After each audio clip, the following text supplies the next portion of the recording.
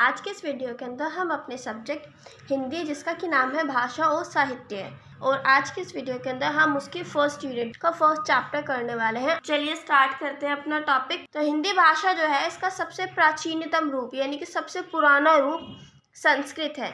यानी कि जब हिंदी नहीं थी तो उस टाइम पे हिंदी को संस्कृत के रूप में देखा जाता था।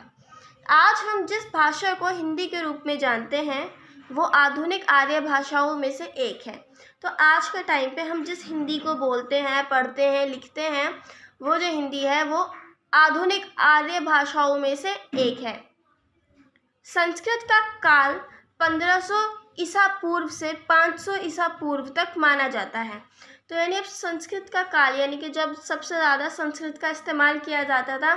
संस्कृत एक नॉर्मल लैंग्वेज थी, जैसे आज के टाइम पे हमारे लिए हिंदी है तो उस टाइम पे संस्कृत थी।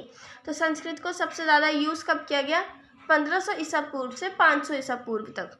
नेक्स्ट है, इस काल में यानी कि 1500 से 500 ईसा पूर्व में संस्कृत बोलचाल की भाषा थी। तो यानी कि तब जो थी ये संस्कृत बोलचाल की भाषा थी। तब लोगों को एक दूसरे से बात करनी होती थी, वो संस्कृत बोलते थे। उन्हें कुछ लिखना है वो संस्कृत में लिखते थे, पढ़ते थे तो भी संस्कृत। तो मतलब उन लोगों के लिए संस्कृत ऐसी थी जैसे आज के टाइम पे हम लोगों के लिए हिंदी है। संस्कृत की उस बोलचाल की भाषा का ही शिष्ट और मानक रूप संस्कृत साहित्य में उपयोग हुआ है। तो वो जो बोलचाल के लिए संस्कृत थी उसका ये एक शिष्ट यानी कि वेल मैनर्ड, बहुत अच्छा और स्टैंडर्ड यानी कि आदर्श और मानक रूप जो है उसका संस्कृत साहित्य को लिखने में इस्तेमाल हुआ है। संस्कृत भाषा के भी दो रूप हैं। तो संस्कृत जो हमारी भाषा है इसके दो रूप है। पहला है वैदिक संस्कृत, दूसरा है लौकिक या फिर क्लासिकल संस्कृत। तो इन शॉर्ट अगर बोलूँ, वैदिक का मतलब ही क्या है? वैदिक का मतलब है जो वेदों से रिलेटेड होता है। तो यानी यहाँ पे जो संस्कृत है, मतलब जिस संस्कृत का इस्तेमाल वेदों को लिखने में हुआ है, साहित्यों की रचना में हुआ है, उस संस्कृत को वैदिक संस्कृत कहते हैं। और लौकिक का मतलब होता है जनता, जैसे होते हैं लोग। तो लौकिक या फिर क्लासिकल संस्कृत जो है ये वो संस्कृत है जिसे बोलचाल के लिए इस्तेमाल किया जाता था। नेक्स्ट हमारा वैदिक संस्कृत से वेद और साहित्यों की रचना हुई है। मैंने अभी बताया था कि वैदिक का मतलब ही होता है वेद वगैरह। तो ये वो संस्कृत है जिससे मतलब वेद और साहित्य लिखे गए हैं, यानी जिस संस्कृत का इस्तेमाल करके इन सबको लिखा गया है वो वैदिक संस्कृत है। नेक्स्ट पॉइंट हमारा लौकिक या फिर क्लासिकल संस्कृत बोलचाल की भाषा है। यानी कि उस टाइम पे बोलचाल की भाषा थी और इसमें वाल्मीकि, व्यास, अश्वघोष, कालिदास, माघ आदि की रचनाएं हैं। यानी कि इन लोगों ने जो अपनी रचनाएं लिखी थी वो ऐसी संस्कृत का इस्तेमाल करके लिखी थी जिसका बोलचाल में इस्तेमाल होता था। संस्कृत काल के अंत तक संस्कृत ही एक आदर्श भाषा थी। तो यानी कि जब संस्कृत काल था तो जब वो ख़त्म होने लगा उसके अंत तक भी संस्कृत इकलौती एक ऐसी आदर्श भाषा थी। लेकिन उस टाइम पे क्षेत्रीय 3 भाषाएं विकसित हो गई थी। क्षेत्रीय यानी कि जो इलाके की होती हैं, तो मतलब 3 भाषाएं जो थी उनका विकास हो गया था संस्कृत के काल के अंत तक। तो वो 3 भाषाएं थी पश्चिमोत्तरी, मध्यदेशी और पूर्वी। संस्कृत भाषा विकसित होते होते 500 ईसा पूर्व के बाद काफ़ी बदल गई। यानी कि संस्कृत भाषा का जो है विकास होने लगा, अब उसमें थोड़े बहुत चेंजेस आने लगे। जैसे जैसे समय में बदलाव आ रहा था, यानी समाज के बदलाव के साथ साथ, समय के बदलाव के साथ साथ संस्कृत में भी बदलाव आ रहे थे। तो वो जो बदलाव आते हैं उसे क्या कहते हैं? विकास। तो संस्कृत भाषा जो है उसका विकास हो रहा था 500 ईसा पूर्व के बाद, वो काफ़ी बदल गई और उस बदली हुई भाषा को पाली कहा गया। यानी कि संस्कृत में जो बदलाव आए और उस बदली हुई भाषा को पाली कहा गया। इसका काल 500 ईसा पूर्व से पहली ईस्वी तक है। किसका? पाली भाषा जो थी यानी कि बदली हुई संस्कृत भाषा जो थी उसका काल 500 ईसा पूर्व से पहली ईस्वी तक है। इसका उपयोग बौद्ध ग्रंथों में भी हुआ है। तो ये जो पाली लैंग्वेज है, मैंने आपको बताया था जब हमने फर्स्ट सेमेस्टर की अपनी हिस्ट्री पढ़ी थी तो मैंने उसमें बताया था कि जो हमारे बौद्ध ग्रंथ हैं उनको पाली भाषा में लिखा गया। तो इसमें भी बताया मैंने, इसका उपयोग बौद्ध ग्रंथों में भी हुआ है। तो मैक्सिमम जितने भी बौद्ध ग्रंथ उस टाइम पे लिखे गए उनको पाली भाषा के अंदर लिखा गया। इस काल में 4 क्षेत्रीय भाषाएं विकसित हो गई थी। यानी पहले तो सिर्फ जब संस्कृत भाषा थी तब तो सिर्फ 3 क्षेत्रीय भाषाएं थी, पश्चिमोत्तरी, मध्यदेवी और पूर्वी। लेकिन क्या हुआ, अब जैसे पाली आई तो पाली के टाइम तक एक चौथी भाषा जो थी वो और विकसित हो गई, जिसका नाम था दक्षिणी। ठीक है, नेक्स्ट हमारा पॉइंट है, पहली ईस्वी के आते आते ये बोलचाल की भाषा और बदली तथा पहली ईस्वी से 500 ईस्वी तक इसे प्राकृत का नाम दिया गया। यानी कि जैसे जैसे पहली ईस्वी के पास ही, मतलब जैसे जैसे टाइम बीतता गया, पहली ईस्वी आने लगी, तो ये जो पाली भाषा थी ये भी अब और थोड़ी बदलने लगी। ठीक है, और पहली ईस्वी से 500 ईस्वी तक इसे प्राकृत का नाम दे दिया गया। यानी कि क्या था, 500 ईसा पूर्व से पहली ईस्वी तक तो ये पाली थी, लेकिन इसमें और विकास हुआ, इसका बदलाव आया। अब पहली ईस्वी से 500 ईस्वी तक ये जो भाषा बनी इसको प्राकृत का नाम दे दिया। नेक्स्ट पॉइंट हमारा, इस काल में क्षेत्रीय भाषाएं बहुत सारी हो गई थी। यानी कि 500 ईस्वी तक जो है, 500 ईस्वी तक जो है प्राकृत भाषा थी, तो अब उस टाइम तक बहुत सारी भाषाएं हो गई। पहले तो हमने देखा जब पाली भाषा थी सिर्फ 4 क्षेत्रीय भाषाएं थी, लेकिन अब प्राकृत भाषा के आने पर बहुत सारी क्षेत्रीय भाषाएं हो गई, जिनमें मेन जो थी वो थी शोरसेनी, पैशाची, व्राचद, महाराष्ट्री, मागधी और अर्धमागधी, ये मेन थी। प्राकृत से ही अपभ्रंशों का विकास हुआ, तो अब प्राकृत जो भाषा थी उससे अपभ्रंशों का विकास हुआ। अपभ्रंश जो है वो भी एक भाषा है, तो अपभ्रंश भाषा का जो काल है वो 500 ईस्वी से 1000 ईस्वी तक है। ये मेन बात है फ्रेंड्स, आपको ये याद रखनी पड़ेगी कि किस भाषा का जो काल है वो कब से कब तक है। ठीक है, अपभ्रंश भाषा के भी 2 रूप हैं। जैसे हमने संस्कृत के 2 रूप पढ़े थे, तो ऐसे ही हमारी अपभ्रंश भाषा के भी 2 रूप हैं। एक है पश्चिमी अपभ्रंश भाषा, दूसरी पूर्वी। तो अपभ्रंश के सभी क्षेत्रीय रूपों का अपभ्रंश साहित्य में प्रयोग नहीं हुआ। यानी कि क्या हुआ, अलग अलग क्षेत्र में अलग अलग अपभ्रंश का रूप था। यानी हर इलाके के हिसाब से भाषा में थोड़ा थोड़ा बदलाव था क्षेत्र के हिसाब से। तो क्या हुआ, अब हर उस क्षेत्रीय रूपों का जो है वो साहित्य में इस्तेमाल नहीं हुआ। यानी कि उस टाइम पे जो भी साहित्य लिखे गए, हर तरीके की भाषा का इस्तेमाल नहीं हुआ उसमें। आधुनिक आर्य भाषाओं का जन्म अपभ्रंश के विभिन्न क्षेत्रीय रूपों से हुआ है। अब अगर कोई आपसे पूछे कि आधुनिक आर्य भाषाएं जो हैं इनका जन्म कहाँ से हुआ, तो इनका जन्म अपभ्रंशों के विभिन्न क्षेत्रीय रूपों से हुआ। 2 रूप तो मैंने आपको बताए भी हैं, पश्चिमी और पूर्वी। पश्चिमी यानी कि ये जो पश्चिमी अपभ्रंश की जो भाषाएं होंगी वो पश्चिम में बोली जाती होंगी, और जो पूर्व की हैं वो पूर्व में बोली जाती होंगी। ठीक है, तो जो कि इस प्रकार है।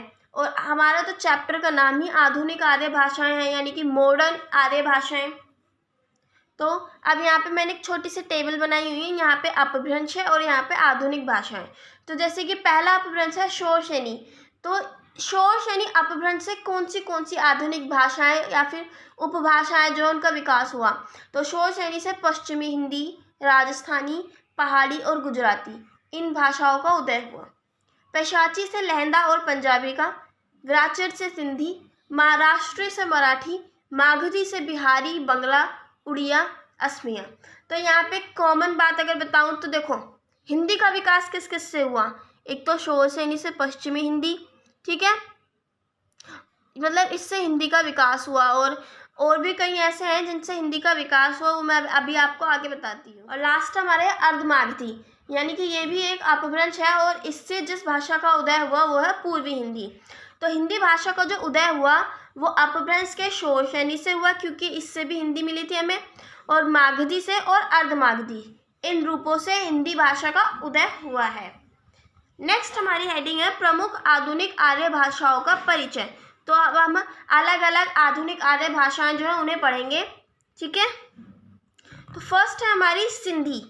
तो सिंधी का एक एक करके इनके बारे में, सारी भाषाओं के बारे में पढ़ना शुरू करते हैं। फर्स्ट पॉइंट है, सिंधी जो है वो 1947 से पहले वाले भारत के सिंध प्रांत की भाषा थी। यानी कि जब हमारा भारत आज़ाद हुआ, इसका बंटवारा हुआ, तो बंटवारा होने से पहले 1947 से पहले जो भारत में सिंध प्रांत था उसकी भाषा थी सिंधी। बंटवारे के बाद इसे बोलने वाले जो थे वो पाकिस्तान के सिंध प्रांत में और भारत के कच्छ, अजमेर, बम्बई और दिल्ली आदि में हैं। यानी कि आज के टाइम पे जो सिंधी बोलने वाले हैं, आधे लोग तो पाकिस्तान में बट गए हैं और आधे लोग हिंदुस्तान में बट गए हैं। नेक्स्ट हमारा सिंधी की लिपि लंडा है। तो देखो फ्रेंड्स, यहाँ पे लिपि भी बताई गई है। लिपि यानी कि किस उसका लिखने का जो तरीका होता है, जैसे हमारी हिंदी की जो है वो देवनागरी लिपि है उसकी, तो ऐसे ही सिंधी की लिपि लंडा है, लेकिन अरबी और गुरुमुखी लिपि का भी प्रयोग होता है। क्या?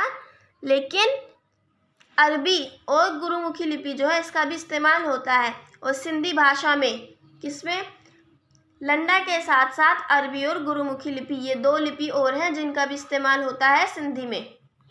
भारत में अब इसके अलावा देवनागरी का भी प्रयोग हो रहा है। तो अब क्या हो रहा है, सिंधी को लिखने के लिए अब भारत के अंदर देवनागरी लिपि का भी इस्तेमाल होने लग गया है। सिंधी में 5 प्रधान बोलियां हैं। तो प्रधान बोलियां यानी कि मैक्सिमम बोलियां जो बोली जाती हैं, जो हम लैंग्वेज बोलते हैं, हमारा बोलने का तरीका, ये बोलियां होती हैं फ्रेंड्स।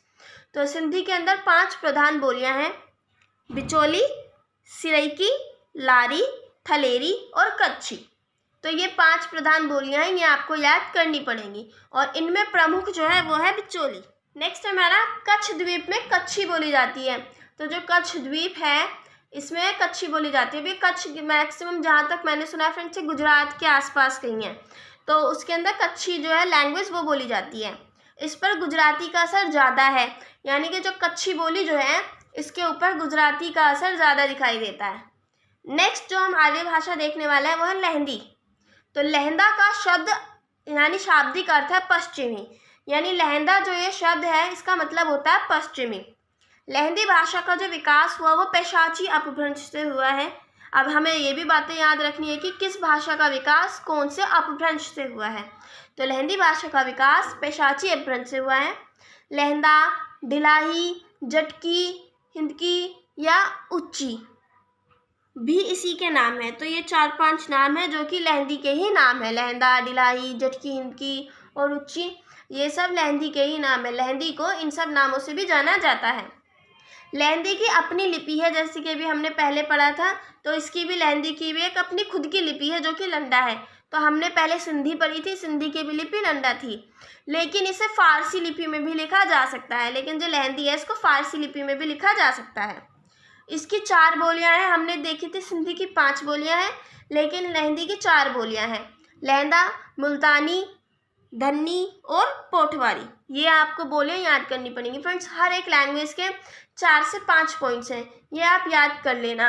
वैसे मैक्सिमम चांसेस तो पता नहीं आपके एग्ज़ाम ऑनलाइन होंगे ऑफलाइन होंगे, जैसे भी होगा आपको बता दिया जाएगा, लेकिन आप फिर भी इन सब चीज़ों को याद कर लेना।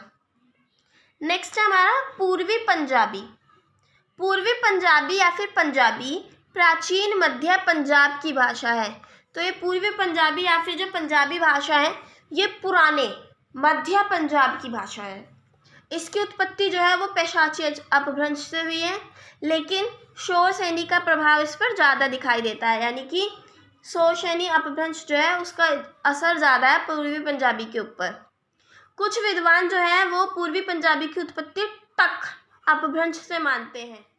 इसकी भी लंडा लिपि है, यानी कि इसकी लिपि की बात की जाए तो वो भी लंडा है, लेकिन अब इसको गुरुमुखी लिपि में भी लिखा जाता है। यानी कि जो हमारी ये पूर्वी पंजाबी है इसकी वैसे खुद की जो इसकी लिपि है वो तो लंडा है, लेकिन अब इसको गुरुमुखी में भी लिखा जाता है। इसकी प्रसिद्ध लिपि जो है वो डोगरी है, यानी इसकी फेमस लिपि, ठीक है, वो डोगरी है जो टाकरी लिपि में लिखी जाती है। तो ये जो डोगरी लिपि है ये टाकरी लिपि में लिखी जाती है। थोड़ा सा कंफ्यूजिंग है फ्रेंड्स। नेक्स्ट है हमारा पहाड़ी। तो पहाड़ी भाषाएं जो हैं वो खस अपभ्रंश से निकली हैं। ये किससे निकली है? खस अपभ्रंश से। इनकी लिपि है नागरी यानी कि देवनागरी। पूर्वी पहाड़ी की प्रधान बोली नेपाली है। यानी कि अब ये जो पहाड़ी लैंग्वेज है इसके भी कई रूप हैं। इसके 3 रूप हैं। पहला पूर्वी पहाड़ी, मध्य पहाड़ी और पश्चिमी पहाड़ी। अभी मैं नेक्स्ट पॉइंट में आपको आगे बताऊंगी। तो जो पूर्वी पहाड़ी है इसकी जो प्रधान बोली वो नेपाली है, और नेपाली जो है वो नेपाल की राजभाषा है। और नेपाली को खसखुरा या गुरखाली भी कहते हैं। नेपाली के दो नाम हो रहे, खसखुरा और गुरखाली। और मैंने ये बता दिया नेपाली नेपाल की राजभाषा, यानी कि वहाँ पर नेपाली भी बोली जाती है और वहाँ पे कोई भी काम हो वो नेपाली में ही होगा। पहाड़ी भाषा के 3 वर्ग हैं, वही मैंने आपको बताए थे, पूर्वी पहाड़ी, मध्य पहाड़ी और पश्चिमी पहाड़ी। नेक्स्ट है मध्य पहाड़ी के 2 रूप हैं, तो वो है गढ़वाली और कुमाऊनी। तो अभी हमने पूर्वी पहाड़ी ऊपर देखा था, इसमें जो है वो मेनली नेपाली बोली जाती थी। अब मध्य पहाड़ी के 2 रूप हैं, वो है गढ़वाली और कुमाऊनी। अब पश्चिमी पहाड़ी में जो है वो लगभग 20 बोलियां हैं और जिनमें से चंबाली, सिरमौरी, जौनसारी प्रमुख है, यानी कि ये 3-4 जो है ये मेन लैंग्वेजेस हैं पश्चिमी पहाड़ी। और ये जो बोलियां हैं ये हिमालय के निचले भाग में बोली जाती हैं। कहाँ पे? हिमालय के निचले भाग में। नेक्स्ट है सिन्हली और माली। तो सौराष्ट्र और आसपास की भाषा में सिन्हली का संबंध है। सौराष्ट्र क्या, मैंने फ्रेंड्स सौराष्ट्र उसको बोलते हैं महाराष्ट्र को, ठीक है, तो महाराष्ट्र के इलाके को सौराष्ट्र बोलते हैं।